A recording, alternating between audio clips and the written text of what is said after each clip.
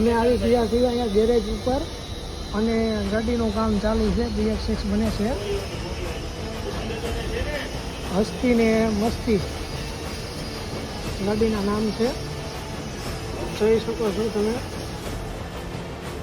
ગાડીની સાઈડ છે.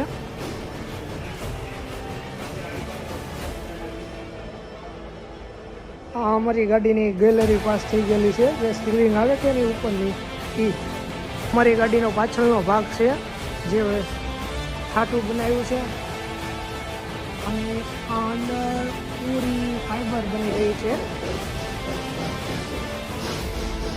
જોઈ શકો છો તમે, પાછળનો ભાગ છે અને આ સાઈડની ડિઝાઇન છે. New look હસ્તી,